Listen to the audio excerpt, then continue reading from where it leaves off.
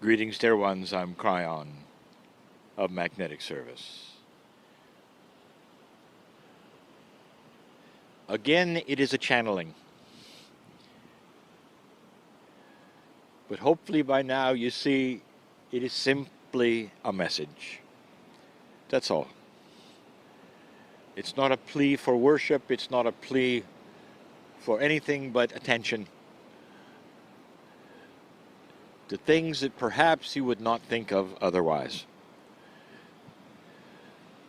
It does not go beyond anything that you would believe that would be religious or sacred.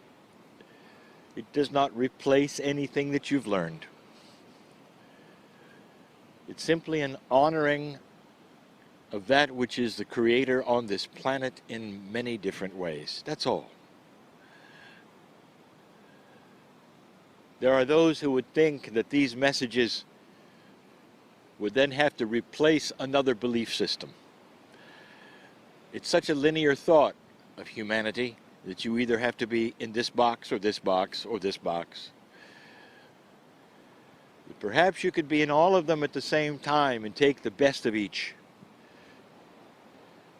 It's a new kind of thinking. It's a thinking that is not on the planet yet. It is interesting, is it not, the wars that have been fought over how to worship God. The very creator, the source of love. It is humans who have put themselves in the boxes of being correct, not God. And so we come yet again with messages of love and compassion, and that's not exclusive at all. Anyone within hearing range, anytime, anywhere, should know that we sit upon the beauty of the ocean. It is morning, the sun is out, and the humans who are here and they sit and they look, especially are alert to the beauty and the wonder, yet again, of this great land. We have spoken of Ireland. We have spoken of the multidimensionality of the things that are here. We've spoken of physics. We've spoken of God. We've talked about the reasons why things are perhaps as they are. We have celebrated this. We have not made any demands, because that is not what you do when you sit in front of Spirit. You soak in the partnership that is yours. And you feel an alliance with the land and the ground like no other place on the planet. We'll speak of that in just a moment. I have 3 things for you. 3. We're going to honor you. It's time to turn inward from all the teachings we have been doing so far on the trip. 3 things I would like you to look at for yourself. And we're going to start perhaps with the most esoteric one first. When you look at yourself, do you understand or recognize or even believe that you're part of the entire creation? Or do you look at yourselves separately as human beings walking on cement in a society that is apart from Gaia, apart from nature, and you simply live your life? Or do you see yourself as part of creation and perhaps, just perhaps, the system? And the system is God. The Creator has put together all that you see in a beautiful system that is benevolent and symbiotic to itself. We've spoken of how it balances constantly, no matter what the storms are. Inside you, I ask you, can you see God inside? This is the biggest question of humanity. And we tell you yet again that it's all around you, and for thousands of years, humans have always sought out the creative source. The irony is that they have warred over it. but it's the first thing a human does. They feel a complementary energy of the Creator. Where did I come from? Is there a greater power? What does it mean? Is it alive? Does it know me? What does it want? These have been the questions forever of humanity, since the beginning. And here you sit yet again with a message that says perhaps now you'll grow up enough to understand you are part of this source, not apart from it. And when you're a part of it, you can understand that there is benevolence and love, awareness that is part of you, part of the heavens, part of all that is. You are part of it, not apart from it. Can you go there? What does it mean to you? Even a small thing. Can you sit alone in a room and say, thank you, God, or whatever you want to call it, the creative source, for me? Are you a part of it to know that perhaps you will return? The initial intuitive thought of all humanity from the beginning was that you do return. Indeed, it is part of the system. Your soul is eternal. Can you really look inside and capture that idea? Or do you think it all just ends when you leave the planet? This is number one. It is the most esoteric. It is the biggest of all things. That's question one. Can you feel inside part of all that is? Ponder it. It does have an answer. Number two, we have spoken of multidimensional things, just as we did yesterday. We said that the earth is in color and that human beings are designed in black and white. And that slowly, in these new energies, in a peaceful time, in a time of correction and change and transformation, humans are starting to morph into more compassionate beings. They've settled the wars. They're trying to come together to make things work instead of separate and be apart. And so I ask this about you and the structure you are. As you look at your own corporeal self, I'm going to ask you, do you think you are multidimensional? This is question two. And if you are, that gives you some abilities that perhaps you've not been told you have. Like the earth around you that we talked about.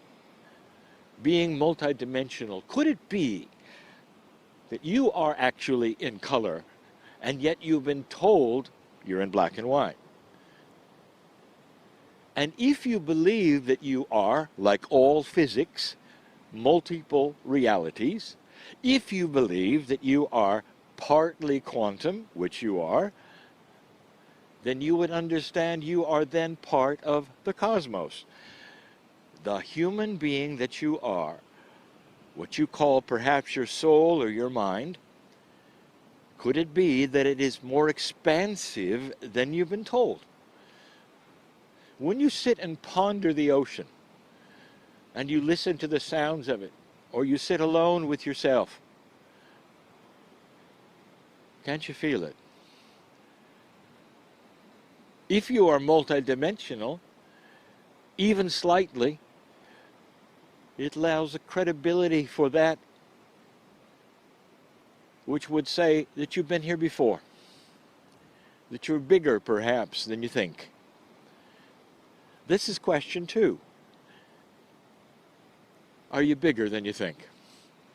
Not in an egotistical way, in a benevolent, beautiful, compassionate way. Can you look out over the ocean, perhaps even communicate multidimensionality-wise with the dolphins or perhaps the trees around you? Do you think that this is possible? Let me tell you that physics says it is. Physics will tell you that if you have any kind of multidimensional awareness, that perhaps you could participate in things called entrainment, entanglement, even be in two places at the same time, bilocate if you wish. All of these things too strange for you perhaps, but if physicists say that particles of matter can do it, what are you? You are particles of matter. It's about the consciousness that you have that says yes or no. So this allies with question 1, is there God inside? Question 2, on your corporeal scheme, can you use it? Do you allow yourself the ability to think that big? Question 3, you see we're going from big to small. Question 3, your corporeal self, your very cells, your chemistry, the three-dimensional part of you, is it more than you think? Human beings have a tendency to think at any point in history that they've reached a know-all point. They know everything that is possible to know. And the reason we see this is because there is very little acceptance of new things. And so there is a wall, is there not, that says, we are modern, we have science, we know everything. There is very little, and yet there is a lot. Is it possible that corporally inside you, you could youth instead of age? That there is chemistry that is just waiting to be activated by question number 2. And the question number 2 is, do you have multidimensional properties? If you did, where would they be? Dear ones, they're in your consciousness. And they can be activated to answer question number 3, which we haven't given yet, and that is there more to your corporeal three-dimensional self than you believe? Could it be that there are youthing templates, that there are things within your body that would allow you to live as long as you've heard that the masters have lived? Do you think that the lifespans of the biblical characters that lived 900 years was a typo in Scripture? Or could it have been accurate? These are the 3 questions. We're starting to turn inward now. And then there is this, finally. There's something hiding here in Ireland. It's barely been discovered or tried. We've spent all of this time telling you that this land is different. We started last Sunday by giving you the physics of it. Why is this land filled with multidimensional perception, with little people, with life forms that you can feel and hear and enjoy? What is different here? No place on the planet has the lineage of this for centuries. You've had lights in the trees, and you've felt things here. Do you think that the soil would be more commensurate here for doing something that nobody really has thought of? Dear ones, I'll just blurt it out because there are those who are already starting to understand it. Ireland is ripe for something, and that is the discovery of the growing of superfood. Food that can only be grown here, that has attributes in it that will heal and youth. There are other places on the planet where these kinds of discoveries have been made, but nothing like this. My partner visited Rapa Nui, Easter Island. The average age of a Rapa Nui, when they were left alone, before they were discovered, is 120 years. They found a place to grow things. And the things that they grew were commensurate with their bodies. They didn't age. The superfood that they found, grown in a beautiful area in the volcano that was precious and had energy in it, kept them young. I'm telling you that this is what the soil here will do. Doesn't it make sense? It is just packed with multidimensional energy. The seeds will be different. The discoveries could be different. This could be the center of a whole new industry. And the industry would be the youthing of humanity through the kind of land and soil that simply does not exist anywhere but here. Think of this. Do you think that certain seeds would grow differently? And the answer is yes.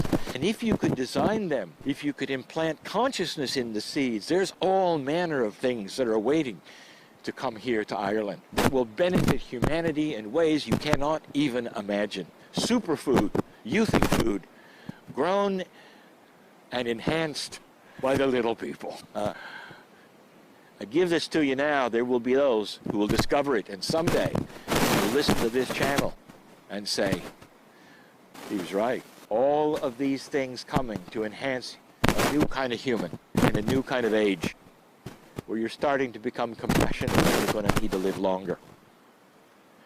That's it for now. And so it is.